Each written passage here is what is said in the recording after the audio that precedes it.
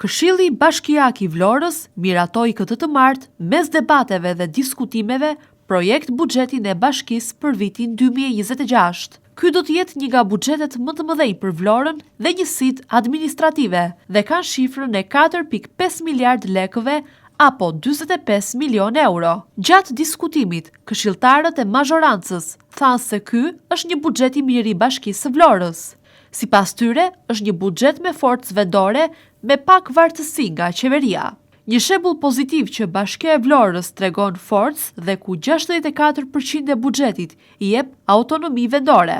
Një buxhet që ka një rritje mbi 20.35% nga buxheti i vitit 2025. Të bënin përshtypje disa shifra që janë gati dyfishuar dhe tek ato lindte nevoja që ne të ndalnim. Dhe duke ndalur tek këto shifra, si për shembull taksën e kalimit të së drejtës së pronës, që në 2025 ka qenë rreth 30 milion, në 2026 është gati dyfishuar 65 milion, e ka kaluar. Dhe kemi bërë pyetje të tilla që administrata e bashkisë ku është mbështetur që ka vendosur shifra të tilla të projektuara për buxhetin e 2026-s. Nga analiza që i kam bërë unë të ardhurave të buxhetit të prezantuara, kam analizuar treguesit e burimeve të ardhurave që janë granti specifik, i cili ka një rritje me 11.7% nga viti 2025. Një panoramë e përgjithshme e buxhetit 2026 vjen me një rritje, kalon në 45 apo 4.5 miliard lek dhe bazohet në 64.25% të totalit në të ardhurat e veta. Çfarë tregon forcë vendore. Më pak vartësi nga qendra, kemi qenë këtu, kemi miratuar shumë për nesh shumë buxhete, edhe Gjergjinika, dhe kemi marrë si analizë apo si shembull bashki që të i kalonin me të ardhura, si shembull e pozitiv, bashki që të i kalonin me të ardhura grantin. Erdhi dita që Bashkia e Vlorës jo vetëm të i kalon, po tregon me vërtet forcë vendore, 64% e buxhetit jep nga një anë edhe autonomi vendore në vendimarrje. Nëse e krahasojmë me 2025-ën, ka një rritje me 20.35%. Kjo rritje është për të 3 buxhetet që ka sjellë në PBA, do me thënë vetëm për 2026 në vitin tjetër, apo dhe për 2 tjerët. Përgjigja, gjithë e mbajnë mend, ishte jo, vetëm për këtë buxhet. Më sqaro shkakun, dhe shkaku është i thjesht, taksa e ndikimit në infrastrukturë ka sjellë këtë rritje në këtë buxhet. Pastaj rikthehemi në logjikën normale të rritjes në PBA me 3% dhe 4%, që do të thotë nuk ka asnjë lloj manipulimi, po është një fakt, është një vlerë e përllogaritur që do derë dhe do arkëtohet, e sigurt nga lejet e zbardhura dhe vjen në këtë buxhet. Ne sportistët duhet i takojmë ata që fitojnë. Ne këtu tani jemi kthyer në një administrat që ne administrojmë sportit. Nuk jemi më administrat, japim bonus. Ne jemi mbajmë 24-25 disiplina. Nuk është gjë e keqe, por nuk e besoj që fëmijët 16 vjeçar që kanë qenë para 6 vjetësh, sot janë 22, kush është njeri? Të më thoj njeri që për 6 vjetë ne kemi nxjerrë kaq volejbolist, basketbolist, ciklist, notar, të gjitha disiplinat, dhe ne nuk e kemi shpërblyer. Do të shikohet çik dhe të jepet prioritet sportistëve elitar. Por këshilltarët e Partisë Demokratike dhe opozitës e cilësojnë një buxhet që do të marrë më shumë taksa nga qytetarët dhe bizneset. Opozita e shikon projekt buxhetin e vitit 2026 jo për qytetarët dhe me mungesa të investimeve apo trajtimit të problematikave reale që ka qyteti dhe njësitë administrative. Të ardhurat me 11 milion euro. E kuptoni ju çfarë bëjnë këta apo jo? Do me thënë, nga 36, 34, më fal, do ta çojnë 45 e kusur.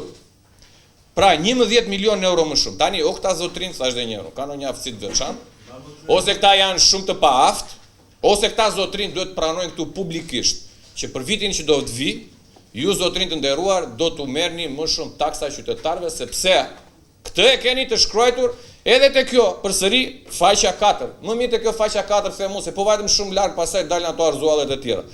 Në faqen 4, te taksat dhe tarifat bashk, zotrin të nderuar, ju keni 7.8 milion euro më shumë. Pra, taksa dhe tarifa, të cilat do të merren qytetarëve dhe bizneseve. E dyta, pse nuk është vendosur diçka për terminalin, ndërkohë që e kemi diskutuar edhe në buxhetin e parë, që do hidheshin fonde dhe do shikoheshin, do shikohet edhe vendi ku do bëj, u dhon disa alternativa. Me sa pash nuk ishte as, mos futemi thellë të transporti gjelbër, është diçka më, themi jemi qytet turistik dhe nuk kemi një terminal, që është shumë e rëndësishme për të diskutuar. Mu duk sikur nuk ishte asnjë fond për ndërtimin e tregjeve publike për fermerët lokal. Tregu në Vlorë nuk ishte vendosur për të ribërë, thënë që në buxhetin e parë nuk ishte vendosur e ky buxhet. Mua më vrau veshin, por nuk e di hynte kjo pjesë apo jo, 2 vjeç shkolla Ismail Qemali, disa shumë është se po bën nga themelet. Pse në djenin time, në njësinë administrative Orikum ku unë banoj, di që 3 investime nga të ardhurat nga buxheti i bashkisë 2025-ën, mos them 2024, por 2025-ën nuk janë realizuar. Kanë qenë në buxhet dhe nuk janë realizuar, nuk kanë filluar akoma. Po jemi 2026-ën. Janë 3 rrugë, rruga Gjergj Kastrioti dhe rruga Jul Qezari që kanë qenë në buxhet dhe nuk është realizuar asnjë. Tani arsyet pse s'janë realizuar nuk se di. Kështu që para se të diskutojmë 2026-ën, do të diskutojmë 2025-ën. Pse nuk janë realizuar këto investimet? E para pse nuk janë realizuar, kanë qenë në buxhet dhe nuk janë realizuar.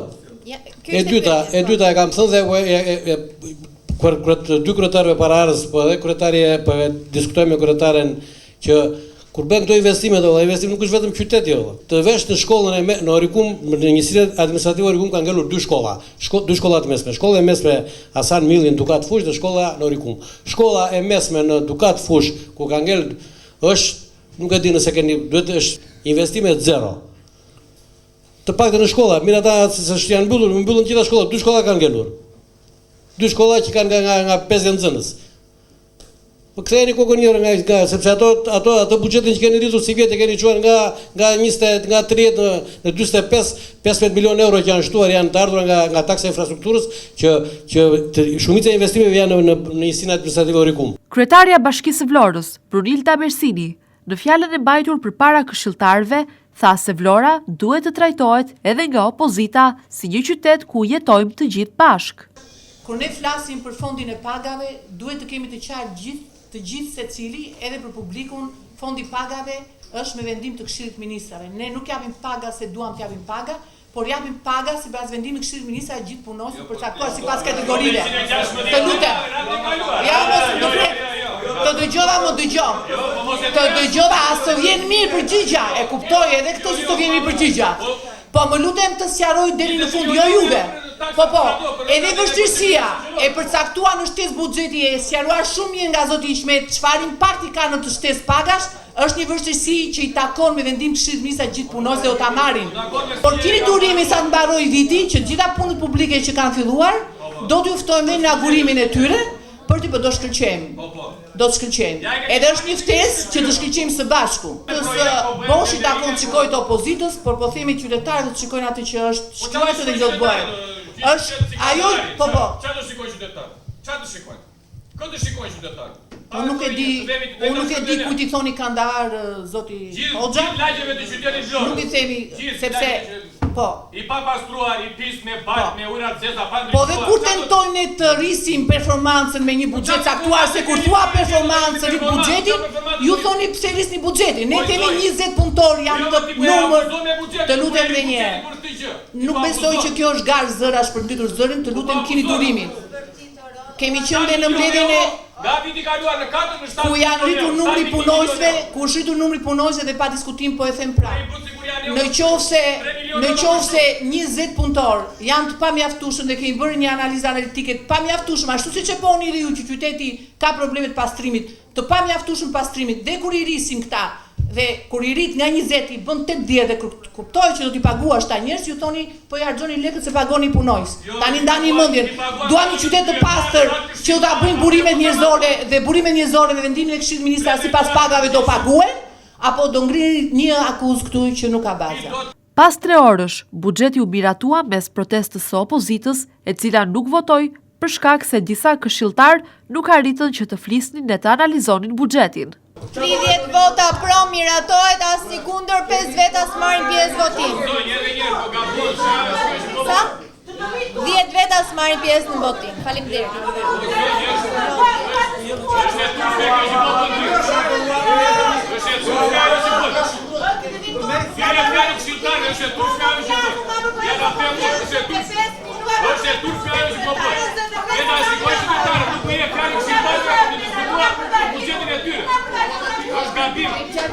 Në mënyrë të shpejtë u miratuan më pas 8 projekt vendimet e tjera pa u diskutuar, por me kartonat jeshil të socialistëve dhe protestën e zhumshme të opozitës. Votim nuk ka asnjë kundër miratohet. Prej vendim për dhënien e ndihmës ekonomike nga fondi kurzuar për muajin nëntor 2025 për